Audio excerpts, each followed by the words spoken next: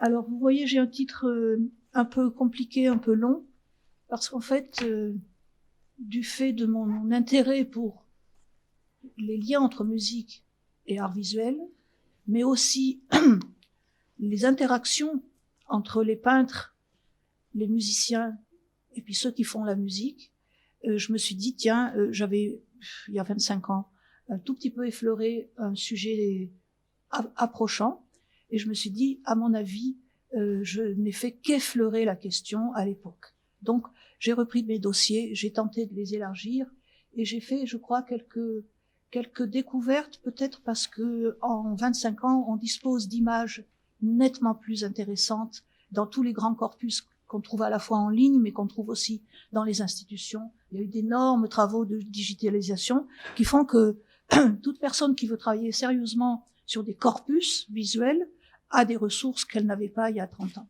où on n'avait que des archives noir et blanc, des tirages papier dans des centres de documentation difficilement accessibles. Donc voilà, du coup ça m'a à nouveau motivé, je peux pas dire autrement. Ce que je vais vous présenter, c'est vraiment une sorte de parcours du siècle. Je vais essayer d'avaler les kilomètres à grande enjambée.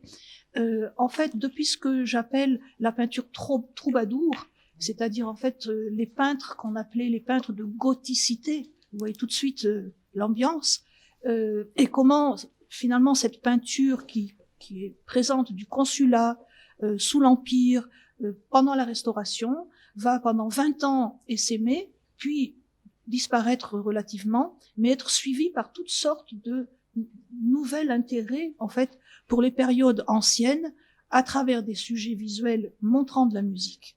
Et donc, je vais faire ce parcours assez rapidement. Il se trouve que, en fait, ces peintures, c'est pas la grande peinture. Vous savez que il y a, comme en musique, la hiérarchie des genres, c'est-à-dire si on veut entrer à l'académie, si on veut être un homme qui va rentrer à l'Institut de France en fin de carrière, on doit avoir fait la grande musique, on doit avoir fait la grande peinture historique ou religieuse. Et puis, il y a après les petits sujets, de plus en plus petits, hein, jusqu'en bas, où on a la nature morte, par exemple. Alors, le sujet que je vais traiter, c'est en fait, je vais vous montrer le travail de peintres qui, justement, n'étaient pas en haut de la hiérarchie, qui ont peut traiter les sujets historiques, ou alors la petite histoire de France, la petite histoire intime, anecdotique, presque familière, presque familiale, j'allais dire, et avec aussi des techniques qui sont pas les grands formats, qui sont pas la fresque, qui sont pas les travaux dans les monuments et donc la peinture monumentale, mais les petits formats, les petits sujets sur peinture sur bois par exemple, qui font plutôt penser d'ailleurs à des miniatures. Voilà. Alors, je vais m'attacher à eux. Je vais vous dire, je vais vous faire un aveu. En fait, c'est des peintres que je n'aime pas. C'est de la peinture que je trouve souvent à la fois ennuyeuse. Alors, enfin, je vous donnerai mes adjectifs en conclusion. Comme ça, je vous influence pas trop. Mais ce que je veux dire, c'est que je suis très honnête. Je pense que, enfin, pour moi, c'est les peintres que j'aime, ils sont dans mon ouvrage Voir la musique. Là, j'ai des coups de cœur, je reste en extase pendant 2 heures devant un seul tableau. Vous voyez, bon, vous verrez que parfois on s'ennuie quand on va regarder ce qu'on va regarder. Ah, peut-être. Mais en même temps, je trouve que c'est en plein dans notre sujet aussi. Parce que peut-être que quand on regarde des instruments de Tolbeck, il y a des moments, on préfère regarder une belle viole du XVIIe siècle. Peut-être, vous voyez. Donc, je pense qu'il y a un parallèle. Ça nous empêche pas d'avoir beaucoup d'intérêt et de prendre souvent la loupe, parce qu'on dit, mais qu'est-ce qu'il a représenté dans ce coin-là? Ah, ça, c'est peut-être ça. Voilà. Donc, ça excite notre curiosité, et rien que pour ça, c'est important. Alors, vous allez voir que je vais traverser, en fait, des sujets très divers. Voilà. J'ai en fait, arbitrairement, enfin, pas tant que ça, mais j'ai sélectionné 15 artistes. Et vous pouvez regarder, en voyant leurs dates, que certains sont carrément nés en plein XVIIIe siècle, hein, enfin, carrément 1763. Le dernier, il est né au milieu du XIXe siècle. Vous voyez le curseur, hein. Donc on va beaucoup travailler sur la seconde moitié du siècle. Mais on va voir se développer cet intérêt pour ce qui croyaient être la musique d'autrefois ou les musiques d'autrefois. J'ai pris soin de noter pour vous que vous voyez combien? 5 de ces peintres sont collectionneurs d'instruments anciens. Et moi, en fait, j'ai connu ces artistes parce que j'ai fait ma thèse sur les collections du musée du Conservatoire, où j'ai évidemment dépouillé systématiquement toutes les ventes publiques d'instruments de musique pendant le 19e siècle. Alors je suis tombée sur ces personnages, je me suis dit mince, des peintres qui ont autant d'accessoires dans leur atelier. J'y suis allée voir et je me suis rendu compte que beaucoup de leurs instruments avaient atterri au musée du Conservatoire, donc aujourd'hui à la Philharmonie, évidemment. Hein, donc déjà, c'était intriguant que des peintres soient en même temps collectionneurs, et de belles choses, hein, parfois, pas toujours. Voilà. Alors, partant de ces artistes, il y a un premier groupe que j'ai appelé les peintres troubadours ou les peintres de gothicité, c'est-à-dire deux artistes, je pense totalement méconnus pour vous, je suppose, hein, en tout cas au moins le premier. Le second, peut-être qu'on a pu le croiser autrement. Et la plupart de ceux dont je vais parler, c'est la même chose, ils sont quasiment inconnus aujourd'hui. Alors voilà ce que Jean-Antoine Laurent a peint. Je dois dire que pourquoi on appelle ça des gothicités ou du style troubadour? Eh bien, en fait, je crois qu'on pourrait dire que c'est un genre historique mais anecdotique. C'est un genre, comme je l'ai déjà dit, de petits tableaux de chevalet, très soigneusement peints, avec des sujets de petite histoire, des faits qui sont pas toujours inspirés par j'ai envie de dire, la grande histoire nationale, telle qu'on peut l'imaginer à la fois à l'époque jacobine ou sous Napoléon. Et en fait, c'est une peinture qui va plaire aux femmes de la belle société, et ça va jusqu'à Joséphine de Beauharnais ou la duchesse d'Angoulême. Elles adorent mettre ça dans leur salon, justement gothicisant. Ce qui est curieux, c'est que à la fois ils ont été élèves de David, tous ces peintres dont je vais vous parler, mais ils ont une espèce de manie archéologique du détail.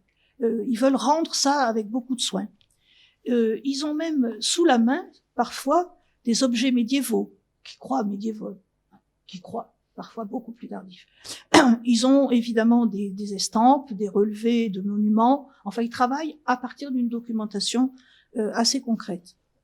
Leur tableau, il y a souvent une dimension morale assez insupportable aujourd'hui. Enfin, on trouve ça souvent un peu pesant, un peu moralisant, ou voire mièvre aussi. Il se trouve que, en fait, il va y avoir 20 années où va se développer ce mouvement gothique. Et puis, c'est tellement répétitif que le public va se lasser. Et qu'au bout de 20 ans, on passe à autre chose. Et on va tout à coup s'intéresser beaucoup plus à une thématique permanente en France depuis le milieu du XVIIIe siècle, c'est le goût pour la peinture des Pays-Bas, de la Hollande. Hein, et donc cette peinture du XVIIe siècle, souvent assez réaliste, assez sociale, hein, et très concrète. Et donc ça va être le deuxième mouvement que vous découvrirez. Alors notre Revoile, qui est le deuxième artiste, là je commente pas, vous voyez, c'est assez artificiel, hein, ces deux petits tableaux, ils sont perdus. On a mis les personnages dans des niches, on leur a mis un instrument et un costume qu'on pense être un costume médiéval. Bon, qu'est-ce que ça peut nous apporter? C'est très difficile à dire. D'abord, mes documents sont pas bons, hein, il faudrait que je retrouve les tableaux, hein, pour les voir de beaucoup plus près. Mais enfin, on sent déjà une espèce d'ambiance et on voit que c'est presque inspiré déjà des Pays-Bas du Nord, de Gérard Doux qui a toujours mis ses personnages à la fenêtre. Et là, on est à la fenêtre. Cette espèce de mise en page va un peu nous poursuivre. Autre inspiration chez Laurent, vous voyez ces ménestrels ou ces soldats, musiciens. Et à gauche, je lance un appel. Est-ce que vous croyez que c'est plutôt un luth, plutôt un rebec? On a du mal à le dire. Hein. C'est pas évident. Et puis bon, il y a ce côté inspiré. Vous voyez, paysage de nuit, château fort. Tout ça, c'est presque du cinéma. Hein. Et alors voilà ce que ça donne quand on fait un grand format. Pour une fois, le tableau est conservé dans un musée. Hein, c'est un tournoi. Et vous voyez qu'en fait, bon, tout ça est complètement, je pense, imaginaire. Et quand on regarde dans le détail, on a des instruments. Vous voyez comme c'est rigolo dans les personnages là en second plan qui qui arbore en fait des instruments, mais on a aussi une paire de timbales de cavalerie sur le rebord là du parapet. Et alors on a un olifant très détaillé, lui, et j'insiste dessus parce que en fait il était conservé au Louvre et il a été mis en dépôt ensuite au musée des Arts Décoratifs. Et il appartenait à Pierre Revoil, ce peintre, qui en fait est le premier très grand donateur d'objets médiévaux au musée du Louvre, qui est un peu le fondement en fait du département des objets d'art du Louvre. Mais il se trouve que dans les années 1970, le Louvre a décidé de se débarrasser de tout ce qui était instrument de musique et d'envoyer tout ça au musée des Arts Décoratifs, qui lui les a mis en dépôt au musée de la musique il y a 25 ans. Voilà, où ils sont, Dieu merci, protégés. Mais c'est pour vous montrer un peu comment il faut regarder un peu à la loupe finalement dans ces œuvres. Alors toujours de Pierre Revoil, il y a un thème récurrent dans ces œuvres. Ce sont toujours des troubadours, il appelle ça troubadours, ménestrels, enfin. Et il affuble ces personnages, je vous en montre plusieurs à la queue leu-leu, toujours du même instrument, qui est appelé luth dans toutes les publications, évidemment, et c'est pas un luth, puisque c'est tout simplement ce magnifique sistre de Girolamo Virchi, donc qui a été fait à Brescia au XVIe siècle, qui est une pièce unique, hein, qui est extraordinaire d'intérêt, qu'on avait d'ailleurs publié avec Joël Dugaud dans un colloque sur le sistre. Et vous voyez qu'il lui manque ses chevilles, mais peu importe, c'est lui qui est représenté dans tous ses dessins. Et vous voyez combien un collectionneur très éduqué, comme Revoil, qui croit collectionner du Moyen-Âge, en fait, a tout simplement un instrument de la Renaissance. Hein, et il nous le met dans tous ces sujets, vous voyez, qui croient médiévaux. Bon, voilà l'anachronisme de ces premiers peintres. Et toujours Revoil, on le voit ici, qui représente en fait, alors ça s'appelle Jeune femme au clavecin dans tous les catalogues de vente évidemment, hein, mais on voit indéniablement que c'est une virginale. Et j'ai pas eu le temps de chercher plus loin, mais je suis convaincue qu'il s'est inspiré probablement de gravures allemandes. Hein, donc faudrait creuser.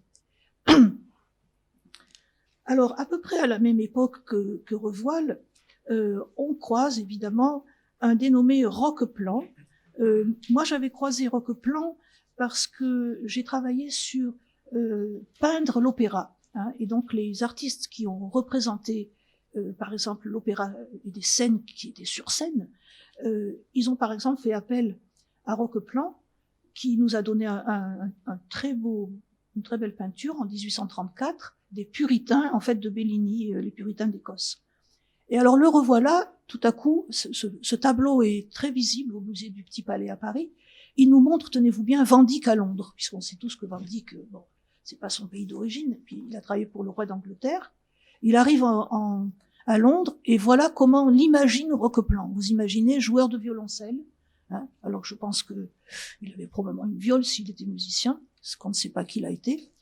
Et vous voyez qu'il y a un chanteur avec son magnifique chapeau à plumes, une luthiste, et c'est un drôle de mélange d'instruments avec des ouïes en flammes qui pourraient être un instrument allemand du XVIIIe siècle. On a un luth dont on ne voit pas grand-chose du manche, mais il est joué par une dame qui a des boucles à l'anglaise qui apparaissent justement en 1837, l'année du tableau. Donc vous voyez ce mix de contemporain, de moderne, d'ancien, enfin c'est une espèce de melting pot assez inextricable. Et vous voyez l'ambiance, on a des fraises, donc on est dans les Pays-Bas du Sud ou du Nord, j'en sais rien, mais en tout cas en plein XVIIe siècle. Donc voilà ce que fait Roqueplan dans cette décennie. Ça c'est un petit tableau que j'ai retrouvé dans des ventes publiques, et cette fois on a l'impression que c'est peut-être un colachon, mais c'est tellement peu précis qu'on peut guère de faire plus de commentaires. Alors après, j'arrive à Ernest Meissonnier, qui a eu l'honneur d'une grande expo à Paris il y a une dizaine d'années. Et en regardant bien, ce tableau est à Dublin, hein, pour une fois il est là encore en main publique, eh bien je pense avoir identifié en fait ce qu'il lui croyait être un théorbe du XVIIe siècle, et c'est pas du tout ça, c'est un sistre théorbé de Renaud et Châtelain des dernières années du XVIIIe siècle. Donc vous voyez comme si on prend sa loupe, on arrive à comprendre d'abord quels sont vraiment physiquement, on peut les identifier ces instruments. Et deuxièmement, on se pose évidemment la question, est-ce que Meissonnier avait une collection? Bon, j'ai pas retrouvé son catalogue de vente, mais peut-être d'ailleurs il s'en faisait prêter par des collègues qui en avaient. En tout cas, vous voyez que c'est assez proche, hein, on arrive à voir les caractéristiques morphologiques, et on le voit encore mieux ici, dans ce soldat au théorbe qui est au Metropolitan Museum de New York. Hein, vous voyez la bordure de caisse, la forme, son contour, vous voyez ce chevillé très particulier des sistres théorbés parisiens de la fin de l'Ancien Régime, donc on n'est pas du tout au Moyen-Âge, et encore moins au XVIIe. Alors Meissonnier, il nous a donné aussi, je trouve, ce très beau tableau. Pourquoi je le trouve, enfin je dis beau, je le trouve intéressant parce qu'il est beaucoup plus sobre. Il n'en rajoute pas. Il est relativement minutieux mais pas léché. Donc si on regarde l'instrument, c'est tout à fait une flûte telle il y en a des quantités, il y en a 70 au musée de la musique, à 4 corps, en buis, avec des viroles d'ivoire, enfin, le modèle de luth courant, quoi. Donc il l'a bien observé et il nous a habillé, le musicien, je pense, avec des vêtements. Vous savez, les catalogues de leur vente à ces peintres, c'est d'abord des costumes. C'est ça qui est drôle. Il y a tout un bric-à-brac d'objets, de meubles, quelques instruments, en général une dizaine, et des costumes en quantité.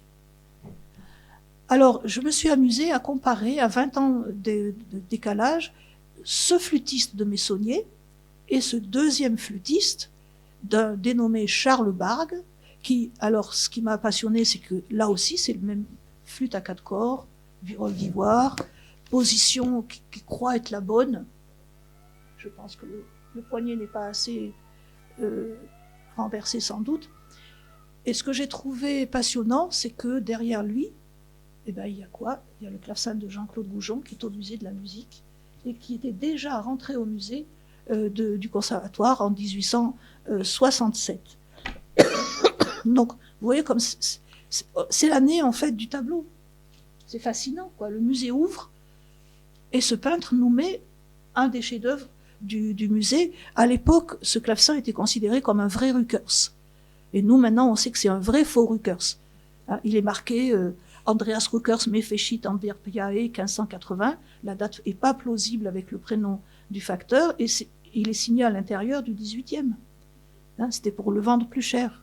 Et il y a eu plein de facteurs du 18e qui ont fait ça, des faux Rückers. Et ben voilà, il est dans ce tableau de 1867. J'ai trouvé ça très amusant.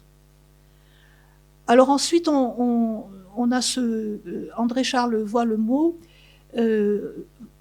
Regardez la différence d'ambiance, en fait, de traitement, d'esprit, de brosser avec son pinceau qu'il y a entre son tableau qui est à gauche, qui s'appelle Jeunesse, printemps de la vie, enfin bon, un titre on ne peut plus mièvre, et c'est probable source d'inspiration. Si vous voyez le guitariste à droite avec son petit bonnet, et vous voyez les guitaristes de Watteau, on voit bien que c'est ça qu'il a regardé. Ensuite, je me suis dit, tiens, mais cet assemblage, voilà, on a à nouveau ce bonnet, vous voyez chez Watteau, la gamme d'amour, et dans son tableau. Et puis à gauche, on voit un petit oboïste, une joueuse de vielle à roue, et je pense qu'il a regardé La Foire de Bézon par Jean-Baptiste Pater. L'agencement des personnages, la mobilité, voilà. Et en plus, il y a les instruments évidemment pastoraux, tellement aimés par les peintres de fête galante. Qu'est-ce que c'est les peintres de fête galante? C'est en fait un nouveau genre que l'Académie de peinture du roi admet à partir de 1717, parce qu'on ne sait pas où fiche Watteau a présenté son morceau de réception. On ne peut pas le mettre dans la grande peinture d'histoire, on ne peut pas le mettre dans le paysage, et on ne veut pas le mettre dans la nature morte. Alors, on lui crée un genre pour lui. Il a cette chance incroyable. On crée le genre de la fête galante, et ça fera des émules. Alors, vous voyez que Voilemot, au fond, il veut faire de la fête galante, tout bêtement. Et il a dans sa collection, c'est ça qui est faramineux, il a une jolie musette de cour, il a par exemple une vielle à roue, petite vielle de dame de Louvet, et elle est dans son tableau. On la voit très bien. si vous regardez au centre du tableau à gauche. Je ne sais pas s'il faut que je vous la montre. Je crois que je suis... Ici, il y a la vieille roue, hein, et puis on a une petite musette tenue par un homme. Donc voilà un peu comment travaillent ces peintres. Et alors, ce que j'ai trouvé le plus rigolo, c'est que Voilemot, il nous offre, ça a été vendu donc à Londres, donc c'est The Serenade. Sa sérénade, eh ben, c'est une jeune femme qui joue, tenez-vous bien, un tympanon sur ses genoux. Cet instrument de musique n'a jamais figuré chez les peintres de fêtes galantes. Jamais. Hein, et Dieu sait qu'il y en a eu des tableaux. Mais il en avait une dans sa collection, alors il l'a forcément mise. Vous voyez en bas, beau tympanon du XVIIe siècle. Donc vous voyez comment ils ne sont pas à une erreur près. Bon. Ça nous montre un peu leur... c'est même pas une méthode, c'est des sortes de réflexes qu'ils ont. Alors maintenant j'arrive à Jean-Léon Gérôme, qui est un artiste, je crois, un des plus connus du XIXe siècle. Vous allez me dire non, il y a David, non, il y a Courbet, bon d'accord, mais parmi les peintres très en vue, très officiels, ayant fait la carrière des honneurs et tout ça, qui a eu 30 élèves, Gérôme se caractérise par une sorte d'éclectisme. Il a fait plein de tableaux très réalistes, et moi je trouve ce Pifferaro extraordinaire. Je trouve que c'est très fort, c'est très réaliste, c'est une belle œuvre sur des pratiques italiennes avérées, hein, qui continuent aujourd'hui encore. Et à droite, en revanche, quelque chose de beaucoup plus léché, beaucoup plus artificiel et raide, qui est une de ces nombreuses musiciennes orientales, hein, je vous en ai mis qu'une. Mais ce qui est absolument... Là, ça m'a beaucoup troublée, quand je suis tombée sur ce tableau de gauche, joueur de violon. En fait, je pense qu'il tient un archer de Lira d'Abraccio. Je pense que c'est le candidat idéal d'un jeune très bien éduqué dans les milieux aristocratiques de cour italienne, et que probablement il a un archer de Lira d'Abraccio dans la main. Eh bien, il l'a copié, tout bêtement, mais tout cru, sur un tableau qui était dans la collection Rothschild et qui était considéré de Raphaël jusqu'à il y a 20 ans, et qui maintenant est donné à Sebastiano del Piombo. Donc moi, ça m'a fasciné de voir ça.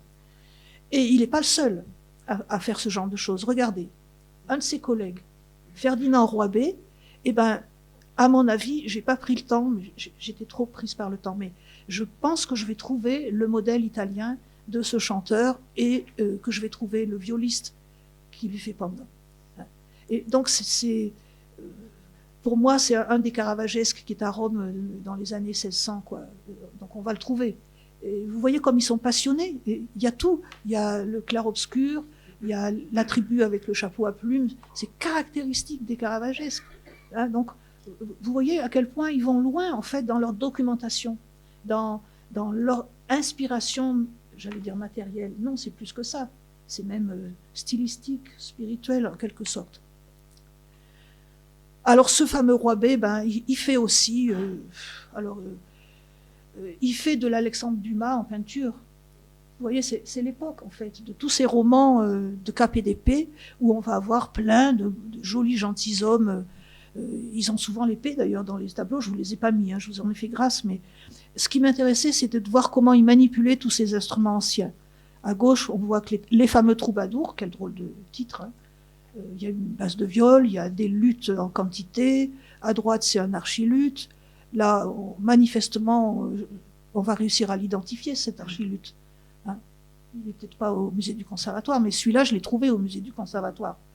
Vous voyez, cette fois, c'est à nouveau un instrument fin 18e, parisien, et non pas du tout italien, de Tiffanon. Et regardez, c'est la même rose, c'est le même chevillé, enfin c'est... Vous allez me dire, on est en train de faire de l'archéologie dans les tableaux du 19e, mais bon, et en même temps, ce que je trouve touchant, c'est que là, ce personnage de Cap et d'épée, il est en train de chanter avec un théorbe. Et ça veut dire qu'il a peut-être posé quand même, que c'est pas fait de mémoire. Donc il travaille, il a dû lui dire, allez, mets-toi en position, tâche de te mettre comme si tu jouais vraiment, enfin bon, je sais pas, hein, mais on est dans le laboratoire de ces personnages.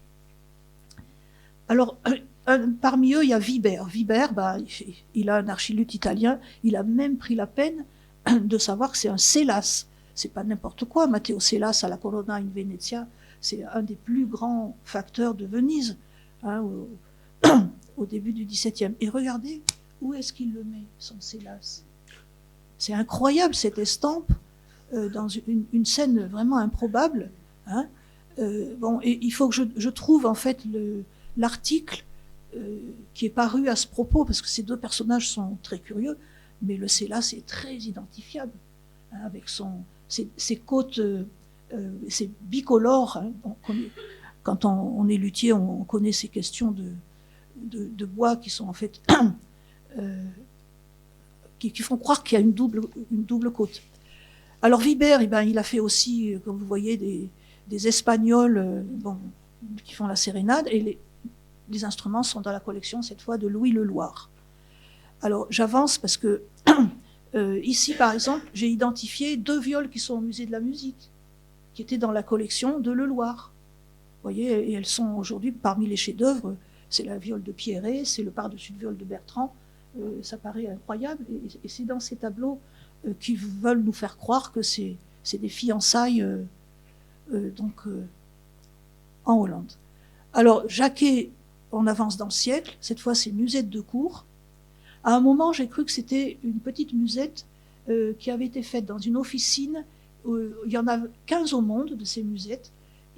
C'était un atelier qui fabriquait des musettes qui ne pouvaient pas jouer, qui n'avaient pas de perce vraiment percée, et qui étaient vendues à des collectionneurs. Hein, et j'ai cru qu'elle était là, parce qu'elle a un tout petit format. Mais non, finalement, en la regardant de près, et surtout en lisant sa description dans la vente Jacquet, je vois que c'est une vraie musette de cour.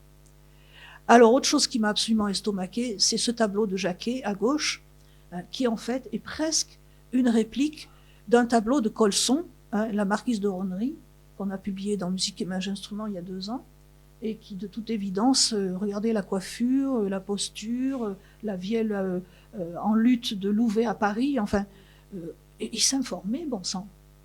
Il regardait vraiment beaucoup de choses. Bon, ce luth qui est dans le tableau, là, il est de Hamann et il est au musée de la musique.